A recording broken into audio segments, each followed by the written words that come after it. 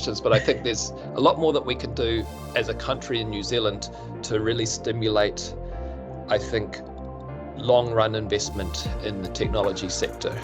That's really where the value is for the country in scaling up to the point where we're creating thousands of jobs. Really what we need to be aiming for as a country is capturing more of that value chain here. I will make a dig at the housing market in contrast. We've got to get off that and be really investing in technology stock or, something that's a bit more productive. Kia ora and welcome to today's episode of In the Deep, your deep tech Aotearoa podcast. I am one of your hosts, Sam Harris, and I'm here with Daniel Mack and Aaron Marshall. And today we have a very special guest on, whose name is Justin Hodgkiss. So Justin, could you please tell us about how you got into science? What motivated you in the beginning? Kia ora, Sam, everyone. I guess I probably got into science because I was good at it and enjoyed learning. And then, soon enough, you realize that some good can come of it as well, and you can do things that help the world. And that's where I got into kind of solar energy conversion materials and that kind of thing. But I have to say that a sense of fun and learning has been with me throughout in my science adventures, and I wouldn't stick with it if I lost that. And so what are you up to these days, Justin? You've got a lot going on, a lot on your plate, a lot of different roles. Yeah, so right now I've got my feet in a few different places. I am still a professor at the university, and I am increasingly spending more of my time and about to spend most of my time as CEO of my startup company, Bempto. So this is a company that's based on some unique instrumentation that we developed to measure fluorescence, and we've figured out that can be really, really important for life science applications where all manner of biological materials need fluorescent labels to be seen, and we can see them with very high resolution. So I'm jumping kind of all in on that. Gee, that's I'll say a fairly bold move, Justin. Was it an easy decision to go all in? In the end, it kind of was, but it took me a lot of time to think everything through, and in the end, I saw it as the path of least regrets. As in, if I looked back, 10 years time, 5 years time, let's say if it all goes badly, would I look back with regret about leaving academia to give it a shot? Probably not.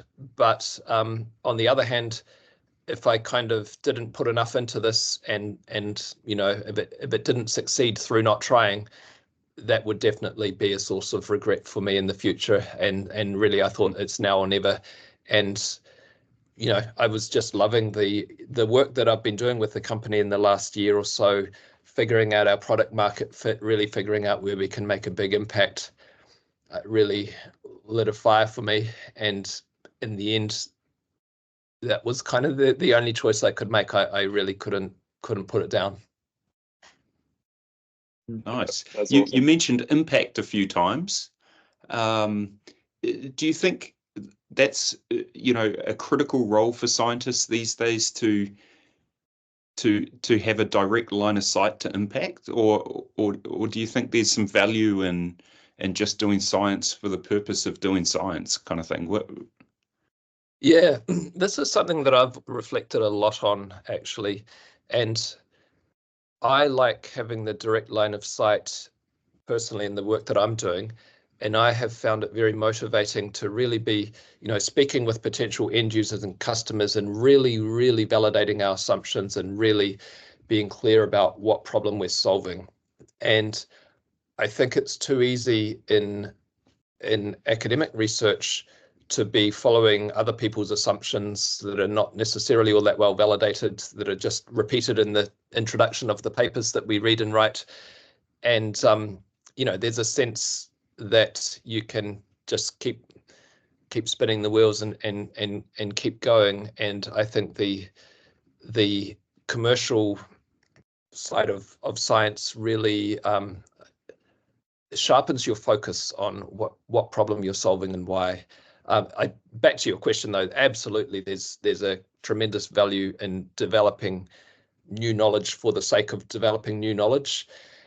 You know, in the course of our commercial research, we are drawing on, you know, reading a lot of basic science literature and going back to some papers written by people who would have had no idea about the problems that we're solving in our company, and they've developed knowledge that's incredibly valuable for us and for many other people.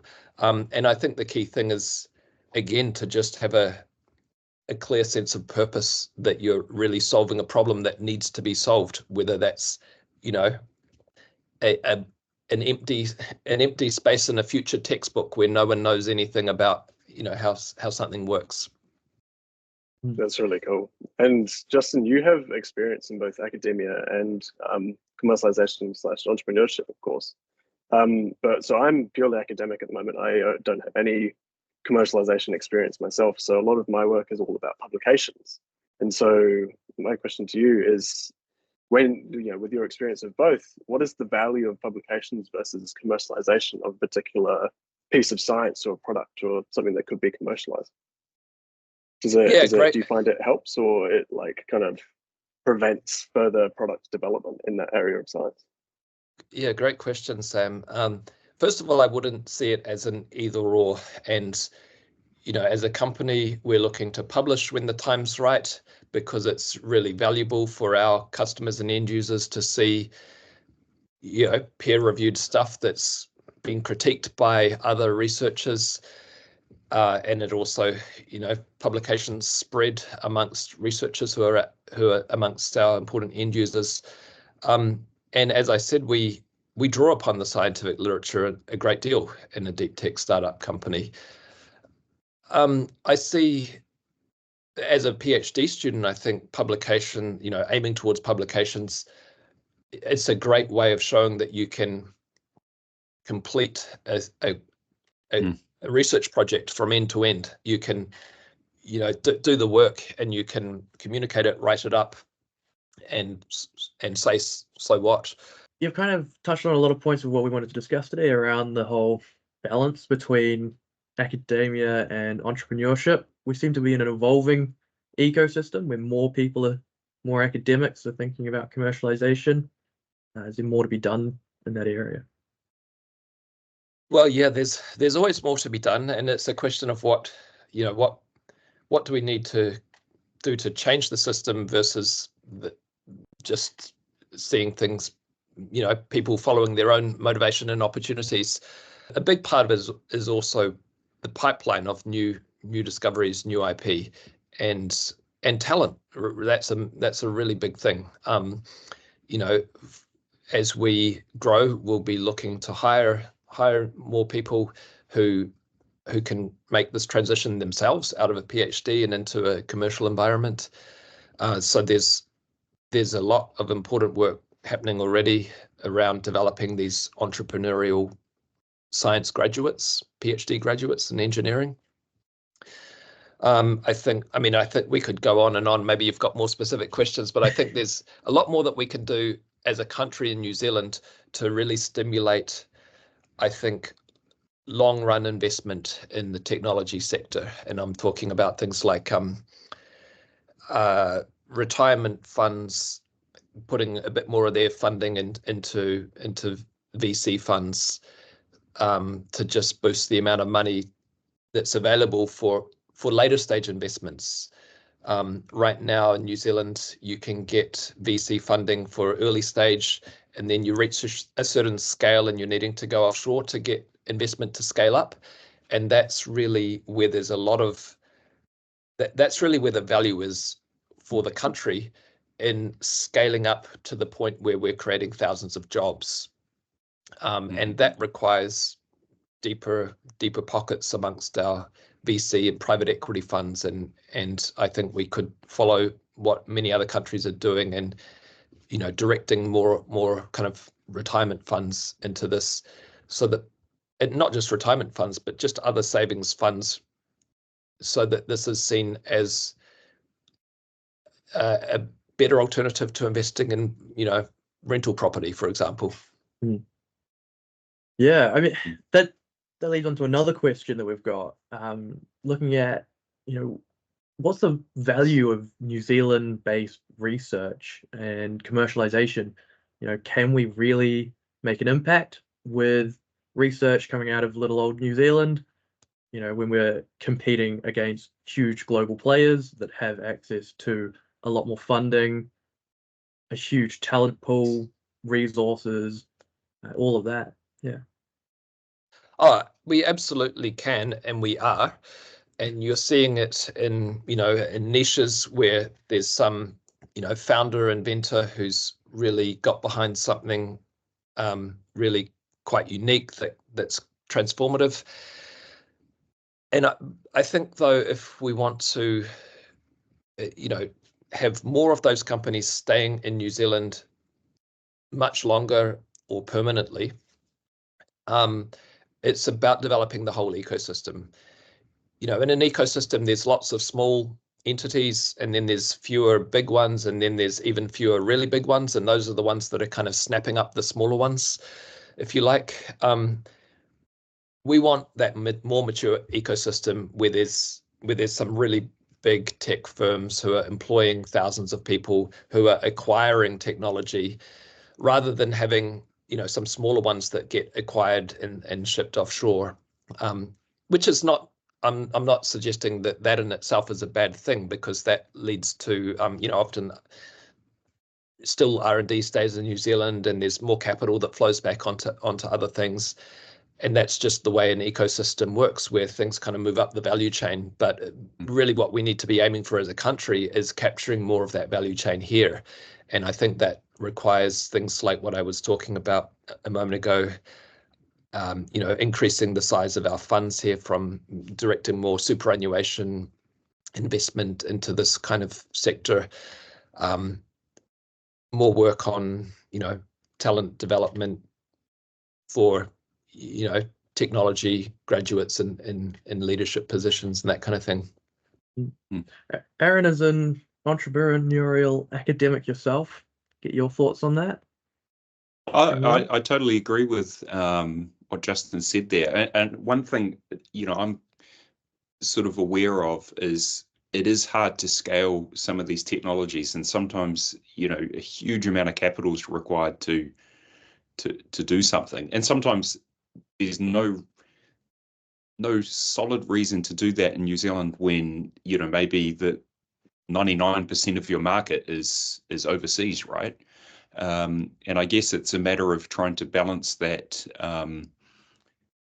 retaining some of that R&D in New Zealand to make sure that you can grow the talent pool here, encourage people to do stuff. And one thing that I'm certainly very interested in, and perhaps Justin has an opinion about this, is the role of startups, sort of based at universities, and how that can help encourage, younger scientists to do that path. I don't know. What do you think, Justin? Yeah, I think it's great for startups to be visible with students and undergraduates and PhD students, so that they can see this stuff happening and they can see themselves in those kind of companies. I remember when I was a graduate student at MIT in the US, great kind of hub for entrepreneurial activity, and there were so many events between the science and engineering students and then the business school students, and you just got a sense that there was so much happening. It's so dynamic, and I think that can only be a good thing for our students as well, when they're seeing it happening. And I think ultimately, I mean, what we're finding is we're growing out of the university, and many others are squeezed on the university, and they want to move. And the problem is that there's not enough space in New Zealand to rent that is properly, kitted out and consented, etc., for doing chemistry and that kind of thing. Whereas somewhere like Boston, there's just so much stuff available. A startup might have just raised money and moved into somewhere bigger, and then their place is available and it's got fume hoods and furnaces or whatever you need, or biotech stuff. So again, that's just something that comes with a more mature ecosystem. In terms of the people that transition, like for myself, for example, like PhD students, undergraduates, honors students, master students, and even like fully fledged academics who move from academia into that commercialization area, or even yourself in the past, is there a piece of advice you would give them as they're transitioning, like how to make it easier or more fluid, more easier to do? Well, one thing I would say is that transitioning to commercial research, you are still really doing research, and in fact more so, because you're doing experiments that are kind of business experiments. So you're testing hypotheses all the time. You've got to, set up these hypotheses, some assumption, and you just need to prove it wrong or right, as quickly as you can and move on to the next thing. So you can take a very scientific approach to that. I really like the thing about testing the hypothesis, and what I've found in the commercial activities I do, it's maybe more than what we do in sort of traditional science. The wrong answer is sometimes even more valuable than the right answer, right? If you prove yourself wrong, it saves sometimes it can save a huge amount of time and money. Oh yeah. Whereas in academia, sometimes it's hard to publish that stuff, right? Whereas yeah, and it's more about time than money, at least in the startup world. Your role really is to increase the value of the company as quickly as possible, and you need to have a good understanding of what are the investors call it inflection points, that the results that you would get that actually increase the value of the company faster. If you can prove you can do this, then all of a sudden this is a market for you. So I've really enjoyed getting my head around that way of thinking, like really mapping out using the kind of business metrics and market to really get a clear sense of what the goals are, and then you work backwards and think, how do we get there as soon as possible, and prove the minimal building blocks that need to be proven and put in place to get there. You bring up a good point around, well, you talk a lot about the money in there, and a lot of that's done at universities comes from public funding, and then you're taking that public research and turning it into a private company. I'm just wondering, on your perspective, of are we using public funds right? Yeah, well, I think the public gets a return in several ways. I think in general the return is economic growth and development through new industry sectors that employ people who pay tax, and exports and that kind of thing. And so really we're seeding that, and these companies that succeed have return on investment of many hundreds. Certainly when it comes to the pipeline of discovery, capability development, education, people, that is all critical stuff. That's the foundation of a knowledge economy and of a deep tech economy. There are places in the world where they go further than that, where they're really putting in a lot of non-dilutive funding into companies, early stage companies, to help de-risk them and to help them go further faster with private investment. And I think there's a good case to make for that in terms of public return on investment as well, because if you can help these companies go further, then they will stay here and they will employ more people. Or if you can provide access to some infrastructure, then you can de-risk private investment and again help the company stay here and thrive and employ people.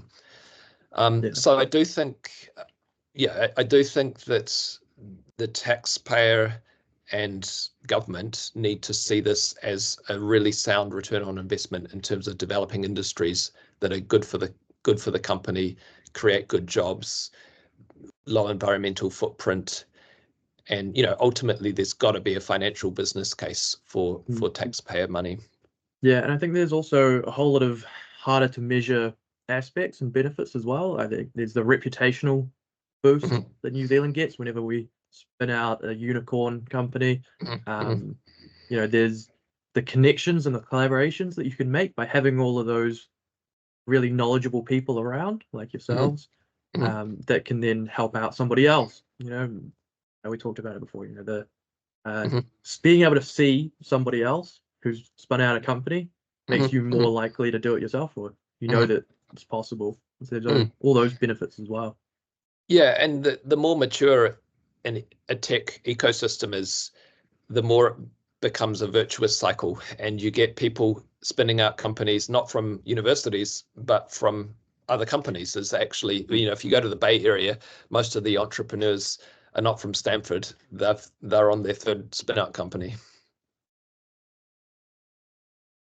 Incredible. Well, thank you very much for your time today with us, Justin. We have one final question for you, and that is, what is it that you think is one thing that we need to supercharge the NZ deep tech ecosystem? I think one thing that would supercharge the New Zealand deep tech ecosystem in the long run would be, making a change around superannuation funds to put a fraction of it into high risk technology development.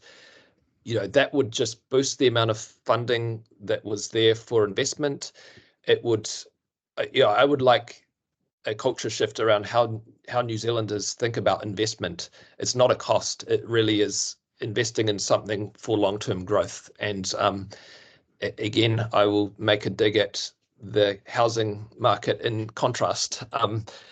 We've got to get off that and be really investing in technology stock, or something funds that's a that are bit more investing in productive. technology. Yeah, exactly. Yeah, stop investing in houses, start investing in tech. I like it. Yeah, that's right. Awesome. Yeah. Well, thank you very much, Justin, and thank you, Aaron and Sam, for joining us on this episode of In the Deep. Look forward to seeing you next time. Thank you. Indeed.